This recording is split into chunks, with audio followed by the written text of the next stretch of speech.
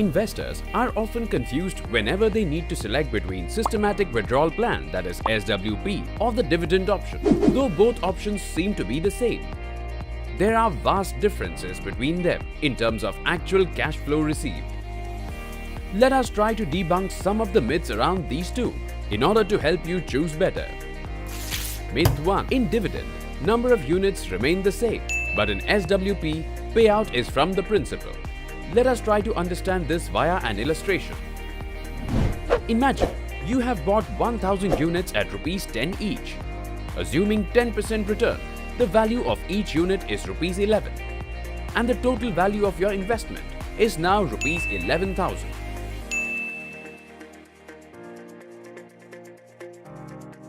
In case of dividend payout, the total number of units stay as is, and your NAV is recalculated after deducting the payout component.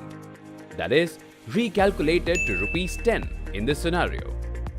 The current value of your investment post payout is Rs 10,000. That is, 1000 units into Rs 10. In case of an SWP, the NAV stays as is, and a certain number of units are redeemed for the payout of Rs 1000. Basis the prevailing NAV of Rs 11. That is, number of units will be reduced to 909.09. The current value of your investment post payout is Rs 10,000. Even though the number of units have reduced post the SWP, the current value has not been affected. Myth 2. Dividend is a far more tax efficient way of getting cash flow.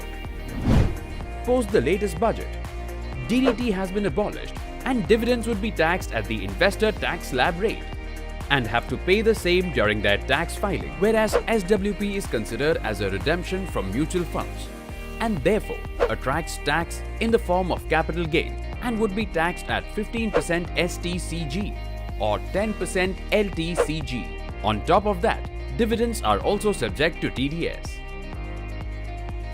This shows that SWP has become a more tax-efficient option post the abolishment of DDT. Myth 3. Cash flows are better under dividend and taxes are levied on profits only. Let us see how the new tax laws affect the cash flow under both options. Assuming that you invest 10 lakh rupees in an equity-oriented scheme on April 1st, 2020 and the scheme grows at 12% per annum and a cash flow requirement of 6% per annum. The net cash flow after tax under both growth and dividend option would be as follows. In case the scheme is showing loss in value, then your withdrawal under SWP won't be taxable. However, dividend would always attract a tax liability. This proves that SWP not only gives a more consistent and predictable cash flow, but is a more tax-efficient option. Myth 4. Tax computation is easier with dividend option than with SWP. Changes in the tax laws means dividend is not tax-free anymore, and investors will now have to file for the same during each tax filing year like any other income. In respect to the SWP, all the investor has to do is request the AMC for capital gain statement for tax filing purposes. It's that easy. And that's not all. Choosing SWP option also has various other benefits. So don't believe in myth. Stay updated with latest in investment and consider Systematic Withdrawal Plan by ICICI Prudential Mutual Funds.